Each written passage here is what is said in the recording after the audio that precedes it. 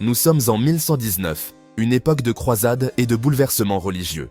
Hugues de Pahun, un chevalier champenois, fonde l'ordre du Temple avec 8 autres chevaliers. Leur mission est de protéger les pèlerins en route vers la Terre Sainte. Le nom complet de l'ordre est évocateur, pauvres chevaliers du Christ et du Temple de Salomon, reflétant leur dévouement religieux et leur engagement militaire. Leur quartier général se trouve à Jérusalem, près de l'ancien emplacement du Temple de Salomon, un lieu chargé de symbolisme et de spiritualité. Leur vocation est double, religieuse et militaire. Ils sont à la fois moines et soldats, unissant la prière et le combat dans une même mission sacrée. Les Templiers prêtent serment de pauvreté, de chasteté et d'obéissance, renonçant aux plaisirs mondains pour se consacrer entièrement à leur cause. Ils se consacrent à la prière et à la protection des pèlerins, assurant leur sécurité sur les routes périlleuses menant à Jérusalem. Mais ce sont aussi des guerriers redoutables, formés à l'art de la guerre et prêts à défendre la Terre Sainte avec une ferveur inébranlable. Ils n'hésitent pas à prendre les armes pour défendre la Terre Sainte contre les envahisseurs, participant activement aux croisades et aux batailles décisives. Leur courage et leur piété attirent rapidement l'attention et l'admiration de la chrétienté, faisant d'eux des figures emblématiques de leur époque. En 1129, le Concile de Troyes reconnaît officiellement l'ordre du Temple, légitimant ainsi leur mission et leur existence. Le pape Honorius II leur accorde sa protection et leur confère des privilèges importants, renforçant leur position au sein de l'Église et de la société médiévale. Les Templiers sont exemptés d'impôts et ne dépendent que de l'autorité papale, ce qui leur permet de se concentrer pleinement sur leur mission sans les entraves des obligations séculières. Grâce à ces privilèges, l'ordre du Temple prospère, construisant des forteresses, gérant des domaines et s'engageant dans le commerce, devenant ainsi une puissance économique et militaire redoutable. La vie quotidienne des Templiers est rythmée par l'entraînement militaire, les prières et les interactions avec les populations locales, renforçant leur rôle de protecteurs et de bienfaiteurs. Polyvalents, les Templiers sont non seulement des guerriers, mais aussi des administrateurs et des diplomates, jouant un rôle crucial dans la stabilité et la sécurité des territoires qu'ils contrôlent. L'héritage des Templiers perdure à travers les siècles, leur histoire continuant d'inspirer et de fasciner, témoignant de l'impact durable de cet ordre militaire unique. Les Templiers s'imposent rapidement comme une force incontournable en Terre Sainte. Fondé au début du XIIe siècle, cet ordre militaire et religieux a pour mission de protéger les pèlerins chrétiens en route vers les lieux saints. Leur présence devient vite essentielle dans une région marquée par les conflits et les dangers. Ils participent activement à la défense des États latins d'Orient. Les Templiers, avec leur discipline rigoureuse et leur entraînement militaire, jouent un rôle crucial dans les batailles contre les forces musulmanes. Leur engagement sur le champ de bataille est souvent décisif pour la survie des colonies chrétiennes. Leur bravoure et leur discipline militaire font merveille sur les champs de bataille. Les Templiers sont connus pour leur capacité à maintenir la formation sous la pression et à exécuter des manœuvres complexes avec une précision mortelle. Leur réputation de guerriers redoutables se répand rapidement. Ils sont craints et respectés par leurs ennemis. Les armées adverses apprennent à redouter la vue des croix rouges sur les manteaux blancs des Templiers, symbole de leur dévouement et de leur férocité au combat. Leur présence sur le champ de bataille peut souvent décider de l'issue d'une confrontation. Mais leur mission première reste la protection des pèlerins. Les routes vers Jérusalem sont dangereuses, infestées de bandits et de maraudeurs. Les Templiers escortent les pèlerins, assurant leur sécurité et leur permettant de se concentrer sur leur voyage spirituel sans craindre pour leur vie. Ils construisent des forteresses le long des routes menant à Jérusalem. Ces forteresses ne sont pas seulement des bastions militaires, mais aussi des refuges pour les voyageurs fatigués. Elles offrent un abri sûr et des provisions, permettant aux pèlerins de se reposer et de se ravitailler avant de continuer leur périple. Ces forteresses servent de refuge aux voyageurs et de point d'appui pour les opérations militaires. En cas d'attaque, elles peuvent être rapidement transformées en centres de défense, protégeant non seulement les pèlerins, mais aussi les territoires environnants. Les Templiers assurent ainsi la sécurité des pèlerins et facilitent le commerce. En sécurisant les routes, ils permettent également aux marchands de transporter leurs marchandises en toute sécurité, contribuant ainsi à la prospérité économique de la région. Leur influence s'étend rapidement au-delà de la Terre Sainte. Grâce à leur succès militaire et à leur organisation efficace, les Templiers gagnent en prestige et en pouvoir, attirant des recrues et des ressources de toute l'Europe, Des commanderies sont fondées dans toute l'Europe. Ces établissements servent de base pour le recrutement de nouveaux membres, la collecte de fonds et la gestion des vastes propriétés de l'ordre. Ils deviennent des centres d'influence et de pouvoir dans leur propre région. Ces établissements servent de centres de recrutement, de gestion des dons et de soutien logistique aux frères en Orient. Les dons affluent de toute l'Europe, permettant aux Templiers de financer leurs opérations et de maintenir leur présence en Terre Sainte. Les Templiers tissent un véritable réseau international. Ce réseau leur permet de coordonner leurs efforts à travers de vastes distances, de partager des informations cruciales et de soutenir leurs frères où qu'ils se trouvent. Leur influence et leur pouvoir continuent de croître, faisant d'eux une force incontournable de leur époque. Au fil des décennies, l'ordre du Temple accroît son influence et sa richesse. Les dons affluent de toute la chrétienté.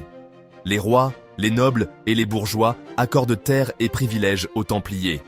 L'ordre devient un acteur économique majeur. Les Templiers excellent dans la gestion de leurs biens. Ils développent de nouvelles techniques agricoles et commerciales. Leurs commanderies deviennent des centres de production et d'échange. Ils mettent en place un système de lettres de change qui facilite les transactions financières. Leur puissance économique suscite convoitise et jalousie. Certains les accusent de cupidité et de dérives financières.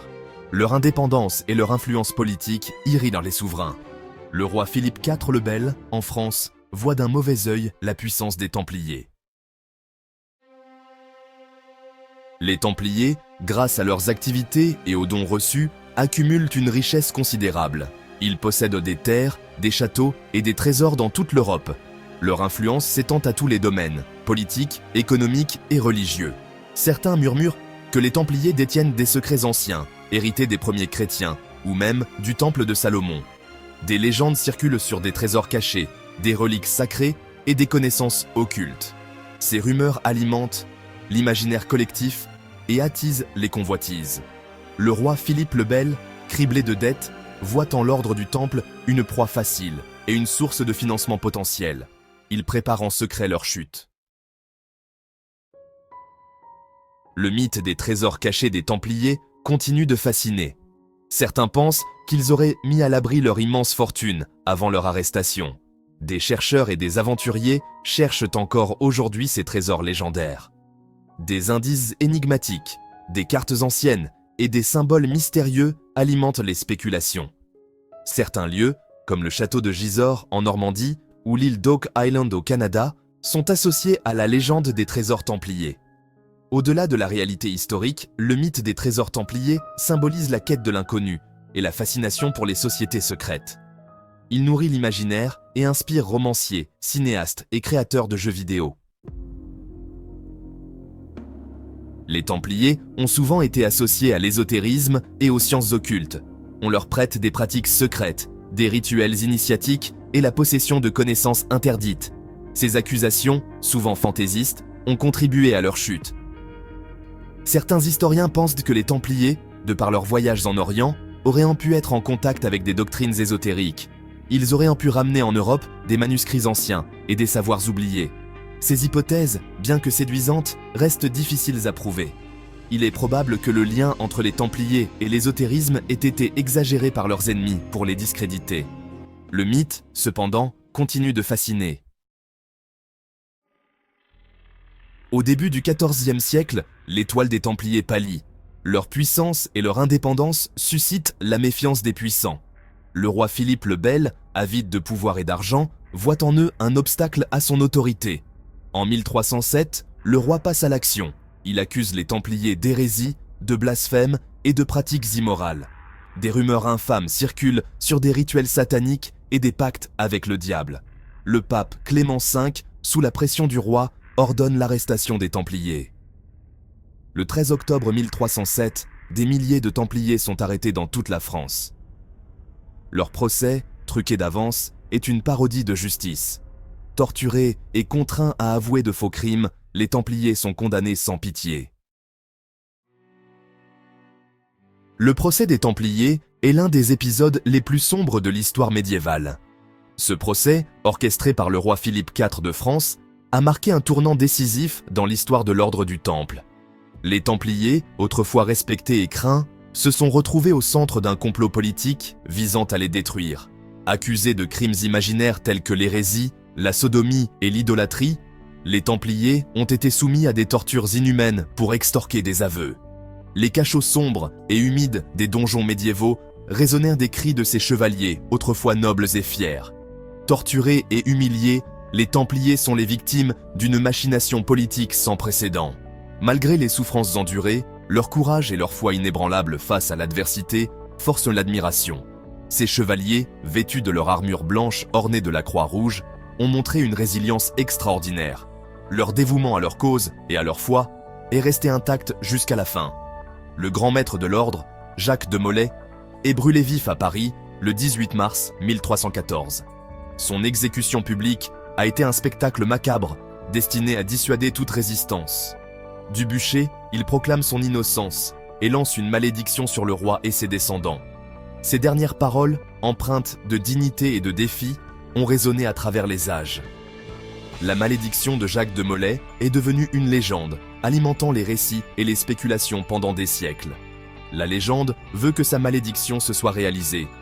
Peu de temps après, le roi Philippe IV et le pape Clément V, qui avaient orchestré la chute des Templiers, sont morts dans des circonstances mystérieuses. Cette coïncidence a renforcé la croyance en la malédiction de Jacques de Molay. Le pape Clément V, instrumentalisé par le roi, prononce la dissolution de l'ordre du Temple en 1312. Cette décision a été prise sous la pression intense de Philippe IV, qui voyait dans les richesses des Templiers une solution à ses problèmes financiers. Les biens des Templiers sont confisqués et partagés entre la couronne de France et d'autres ordres religieux. Les trésors accumulés par les Templiers au fil des croisades ont été dispersés et leur héritage matériel a été effacé. Leur mémoire est ternie par la calomnie. Les chroniques médiévales, souvent influencées par les vainqueurs, ont dépeint les Templiers sous un jour négatif. Cependant, leur véritable histoire, celle de courage, de foi et de sacrifice, continue de fasciner et d'inspirer. Malgré leur fin tragique, les Templiers ont laissé une marque indélébile dans l'histoire. Leur courage, leur discipline et leur idéal chevaleresque continuent de fasciner. Leur héritage se retrouve dans l'architecture, la littérature et l'imaginaire collectif. Leur nom évoque la bravoure, le mystère et la quête initiatique. De nombreuses sociétés secrètes et organisations fraternelles se réclament de leur héritage. Le mythe des Templiers continue de nourrir l'imaginaire et d'inspirer des artistes, des écrivains et des cinéastes. Leur histoire, tragique et fascinante, nous rappelle l'importance de la vérité, de la justice et de la liberté de conscience. Elle nous invite à réfléchir aux dangers du fanatisme, de la cupidité et de l'abus de pouvoir. Les Templiers, moines chevaliers enveloppés de mystère, continuent de fasciner des siècles après leur disparition. Leur histoire, faite de gloire et de tragédie, nous interroge sur les rapports de force, la soif de pouvoir et la fragilité de la justice. Si le mythe a parfois dépassé la réalité, l'héritage des Templiers reste vivace. Leur courage, leur foi et leur sens de l'organisation forcent l'admiration. Et la recherche de leurs trésors, réels ou imaginaires, continue de captiver l'imagination. N'oubliez pas de vous abonner et activer la cloche pour ne rien manquer de nos prochaines aventures.